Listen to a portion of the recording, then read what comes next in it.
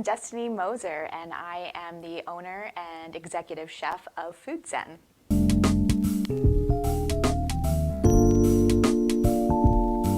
So at Food Zen, we have a couple different avenues. So we are personal chefs, so we go in your home, cook your meals, do your groceries, and just leave it in the fridge with reheating instructions. We also do pre-made meals, so we'll cook on Wednesdays and deliver them every Wednesday. We have an Indigenous education component of that as well.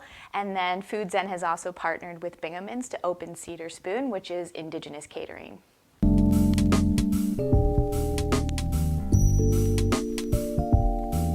So I opened Food Zen in September 2021, and it was really because I couldn't find the food I was looking for. So many boxed meal kits have processed foods, lots of packaging. They're getting their food from many parts all over the world. And as an Indigenous chef, I really wanted to make sure that my family was eating whole foods, hyper-local, ultra-seasonal.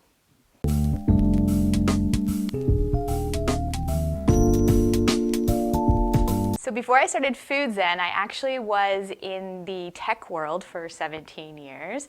Food was always my passion, it was my love language, but I did spend 17 years in the corporate world, which has definitely helped me open Food Zen because many of the skills that I learned there helped me open this business and make it successful so quickly.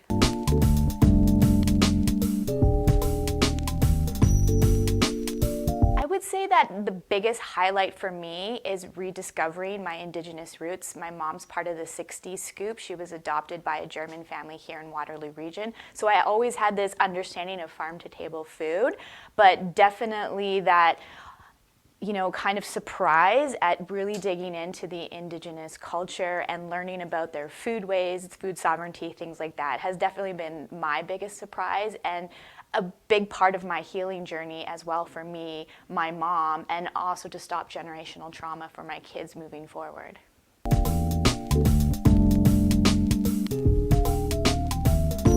I would say the biggest challenge for me is the marketing side. I'm new to the marketing side, so up till now it's been really great. There's word of mouth. Obviously, people are really interested in the Indigenous side of things. So when you Google Indigenous food, there's really only me who comes up. There are other Indigenous chefs in our region, but there's very few of us.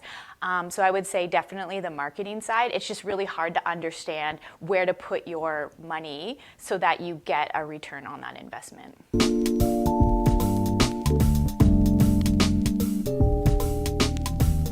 So far, I've navigated the marketing side just by looking at people in the industry who are already doing it and doing it well and seeing what are you trying, what's working for you, what's not working for you. And sometimes it's just throwing something out there and seeing if it catches. But definitely the biggest component for marketing is always word of mouth and getting in front of people. So get to many networking events and talk, because every networking event I do, I usually leave with 1 to 10 different business opportunities.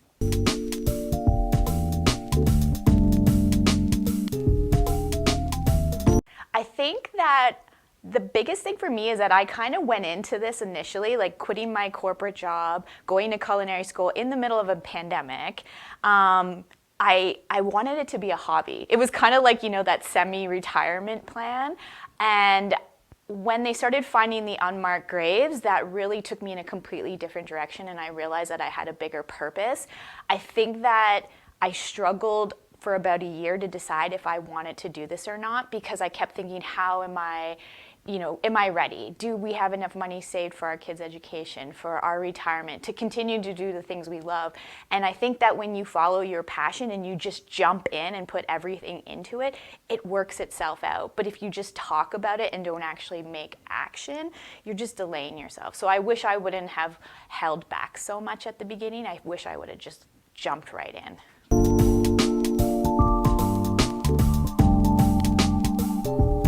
Definitely, I talk to a lot of kids in schools, and they always ask me, what advice can I give them, to help them move forward in their careers. And for me, I've always volunteered within the community. I've networked a lot, I've enjoyed cooking, so I was already cooking with many known chefs in our area. So that networking side is really what helped me get off the ground really fast. So if this is something you want to do, your business is going to grow because of who you know.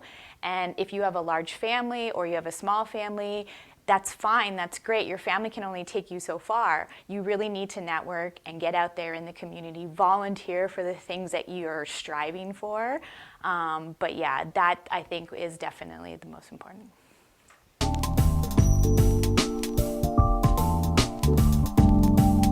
So I grew up with dyslexia, which I didn't know about until I was in grade 11. And so school was never an easy path for me. I was really great at that kind of hands-on verbal communication. And that's why I was able to grow through the corporate world as quickly as I did, because it was like, show me what you want me to do. I'll copy it, you criticize me, correct me, and then I won't forget it. So learning actually became my superpower, because it's easier for me to listen and sit and have a conversation with you to learn. And so learning, if I'm not learning, I get bored. And so going back to school wasn't really something new for me, because anytime there was a cooking class, this actually started with me just Googling what cooking classes are happening. We're kind of stuck at home. What is there to do? And I was always going into as many cooking classes as I could. And I came across this school, Top Tukes, which was Liaison at the time. And they were offering this program. And I never had a university or college degree, because that route didn't work for the way I learned my style. And so it was kind of cool to be like, oh, I could have a degree. And so going back to school was not something that was weird or different, just because learning is my way of kind of just getting through life.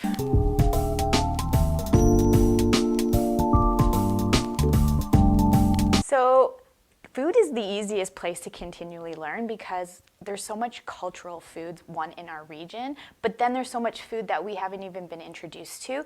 And the other fun thing has been really following the anthropology of food. So that's how I learn about what was indigenous to Canada prior to the settlers, because I can see that this plant or this animal or whatever was here or not. And then as you dig into it, you quickly learn, wait, tomatoes aren't from Italy. So what did Italians have before tomatoes? And they couldn't have had the pasta, because we didn't have a way of refining the flour into today. So you really have an opportunity to kind of just travel the world, not physically, but through the food, to discover what was indigenous before settlers in that region, and what ingredients are they using today that we might not even have access to. So it's definitely an area that if you want to always learn, you learn history, you learn food, you learn about the indigenous cultures from around the world, and it's never ending because the world is so big.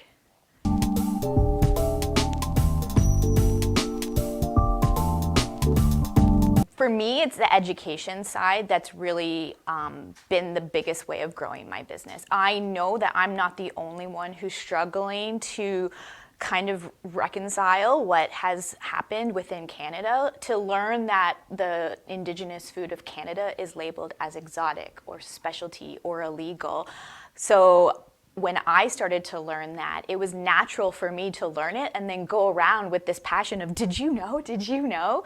And so the education side and having that excitement, I think, and sometimes I get overly passionate about it that I might scare people sometimes, but I definitely think that the education piece and getting out there and just talking about it has been the biggest way for me to grow my business.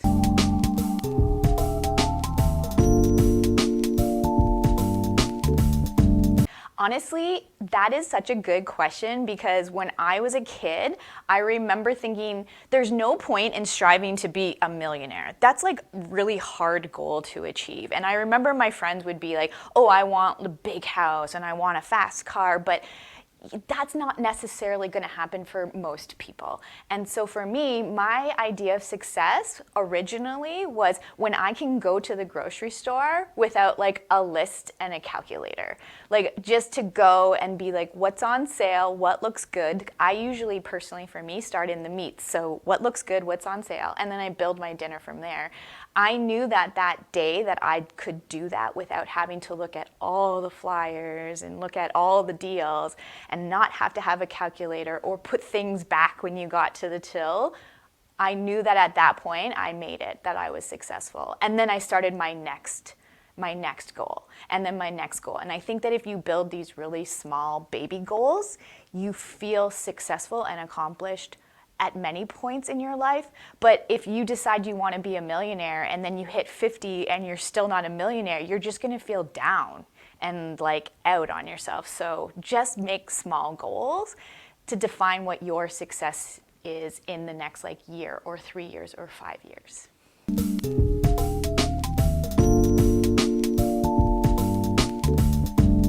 Right now, I've actually set a really big one because I feel like I have been successful so many times throughout my life. I feel very accomplished. So my biggest goal right now, before I die, is to take the word exotic off the Indigenous food of Canada.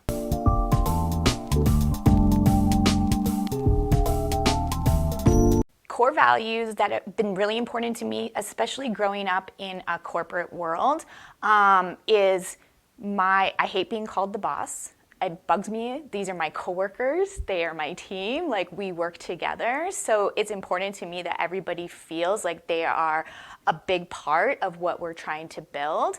That's a huge one, that they're being paid fairly. So I'm not just looking at living wage. I'm looking at living wage and beyond, what we need to survive. So a lot of the people on my team do get paid more than me sometimes because they're out there doing the work and I'm in the background doing the administrative stuff. So it's really important that I reward them for that. Other key values is to stick to what we know and don't try and do things that we aren't really sure about. It's learn it first and then do it, because there's no point in going out there and faking it. So if somebody says to me, can you make me Indian food? Sure I can, but I can't make it the way your grandma or your mom or your auntie would make it. So I can do it the way I can to give you some of that flavor profile, but don't say, yes, I can make it because I'm a chef and I know how to do it. So, it's really learn it, respect it, and stick to hyperlocal, ultra seasonal. That's even from a business side. So when I'm selecting programs to use, or if I have to buy a new computer, well, yes, the computer's still going to be made by the big, 1%, but you can buy it from a store that's local, small business. So it's really, don't just take hyperlocal, ultra seasonal into our food, but even through all the products and things we need to buy as well.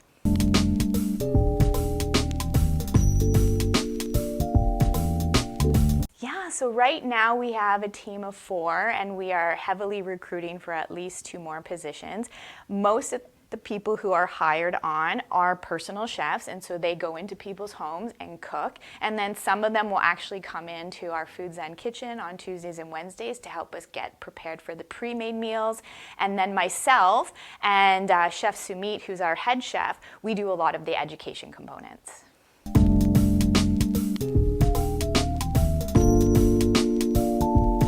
That is definitely something that I'm still learning.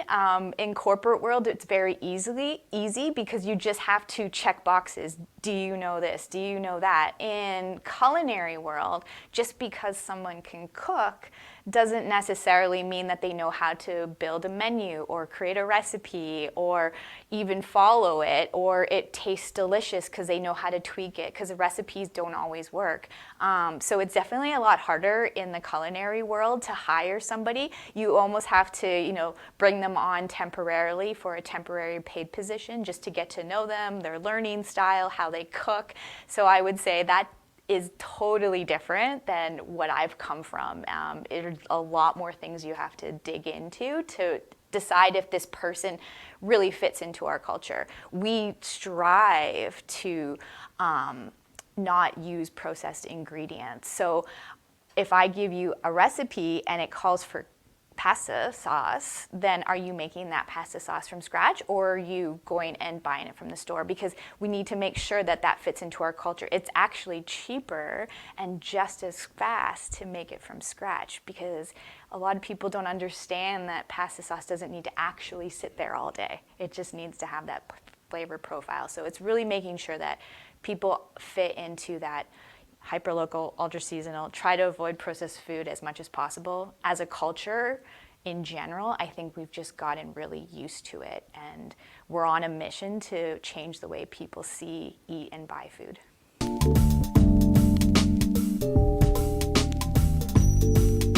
I grew up here, and it's home to me. I've left a couple times, but what we have access to, the fact that we are this big city, not gigantic metropolis, but a big city surrounded by farmland, to me, like, how much better can it get? Like, we're so close to just driving down the road and you get to know your farmer. You know, I know a lot of the butchers. I love just like driving up to, you know, Barry's asparagus and seeing what they have, and, you know, buying as much asparagus as I can while it's in season. You don't have that in necessarily other places. And if you're in a smaller town, then you're missing kind of that city feel.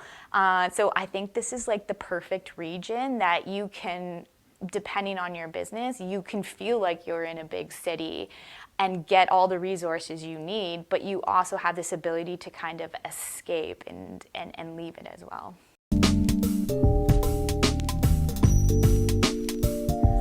I think it's important to give back, like even for my kids. Before they were kind of mandated to do volunteering, it was important that they got involved into the community. It was important for me too, for them to understand charity work and the value of giving, and to understand that we're very privileged. I grew up, you know, in a poor family.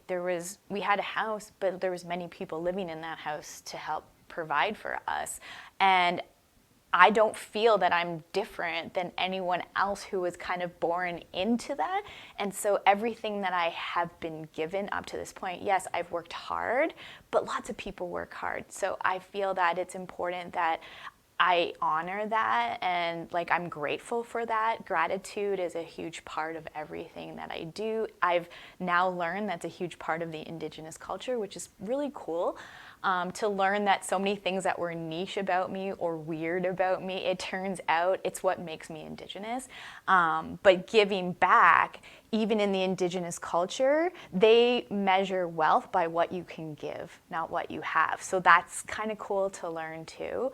But it's important that I don't forget where I came from, and to make sure that, you know, I understand that I have privilege and that I have luck, I guess you could say, and to share that and allow other people to, you know, feel like, oh, today was such a bad day, and then maybe I show up with food and they're like, oh my gosh, thank you. Like, I love feeding people's souls. You know, I know it's medicine. I know it's healing. It's also power, because if you know how to cook, you can turn, you know, a bin that you get from the food bank into something wonderful, and it can feel like you have control and power over something.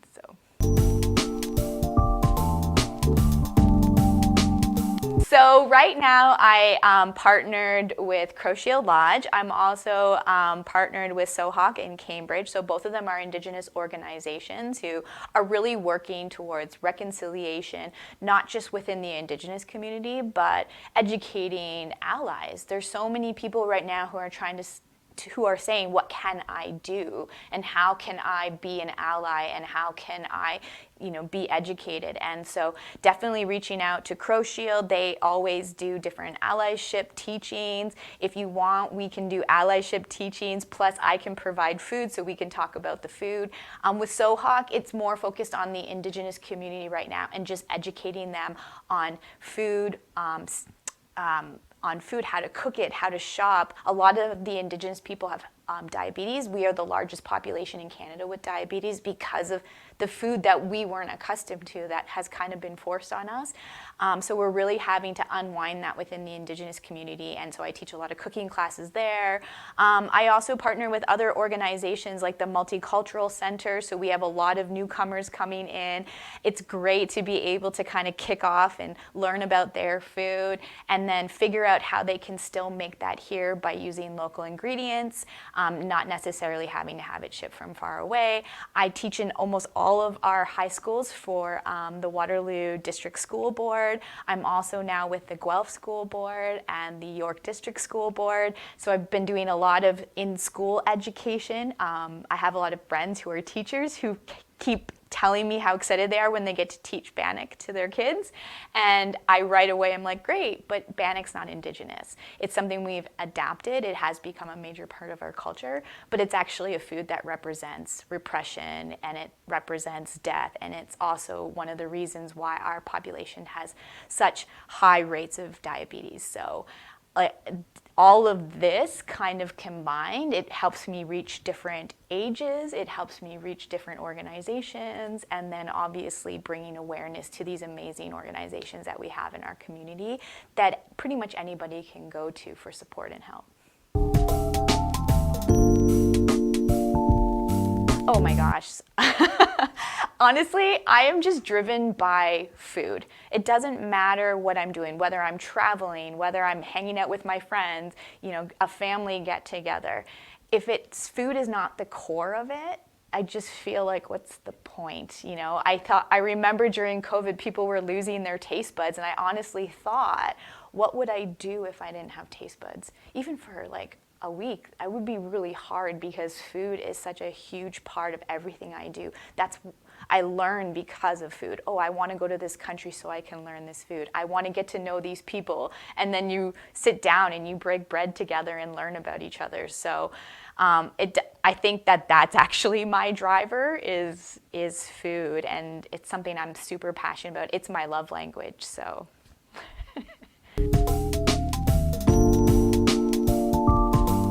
I would say don't try and do everything all at once.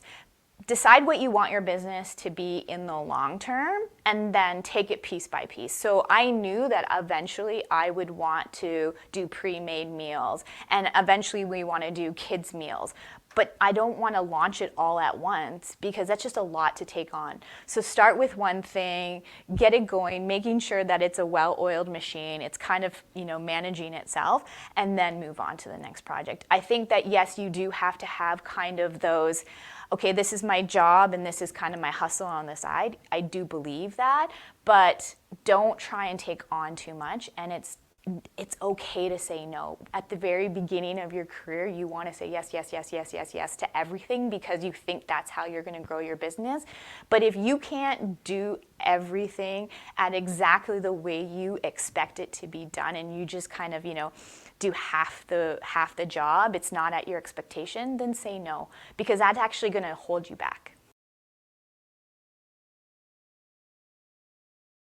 It's really important to schedule your work, but also to schedule all your personal time. So I make sure that every week I put block because that's my day to just catch up. And I will purposely go through my whole calendar year and write in vacation. And you might have to change it, but if you strive to say, okay, I know I'm going on a vacation in August, you work around it. But if you don't see it in your calendar, you're likely to book something there. If you're one of those people who struggle to find time to eat healthy meals, book lunch. Just have it as a reoccurring meeting. And so if you don't have an organized schedule, you're just going to feel chaotic and disorganized, and you're always going to feel like you're catching up. So have a day to do admin work. Have a day to do, hey, I just want to go and do self-care, whether it's going for a walk or going to a spa or going out to eat with your friends.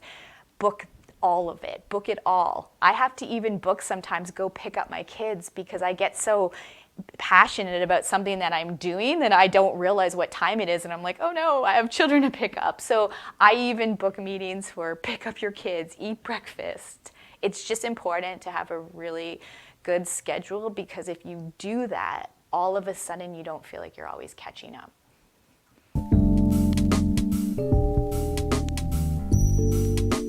Right now, my favorite thing to make is venison rack of ribs. So it's like lamb rack, but it's venison. And I was very fortunate enough to go to Four Quarter Butcher at the Kitchener Farmers Market. And I saw it there. And at first I was confused because it looked like rack of lamb, but it was huge.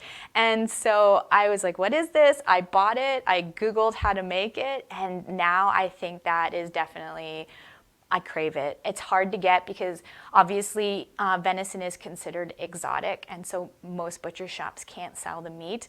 But when I do have access to something like that, I'm definitely making it. I'm inviting people over, and it's so delicious. So the parts that we really want to grow is, I know for me as a kid, you got to go home for lunch. And so if you were lucky enough, you had a mom or a dad or a babysitter who cooked you homemade food for lunch. Now kids are staying at school.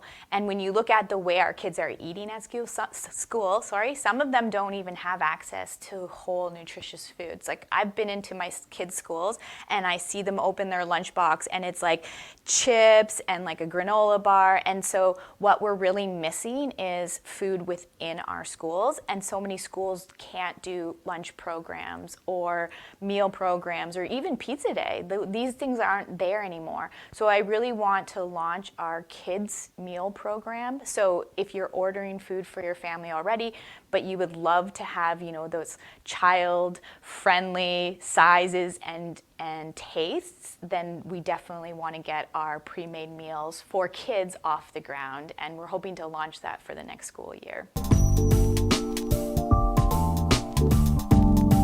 Definitely June is Indigenous History Month, so if you want to learn more about Food Zen, about Indigenous food, keep following along because we are posting everything we can. There's lots of events coming up. So right now it's really focusing on getting through Indigenous History Month. And then this summer I'm lucky enough that I get to travel again to Europe. So I get to learn. I talked about Italy a lot today because it's in the top of my mind, because that's where we're going. And I'm really excited to learn more about the more Indigenous food of that region.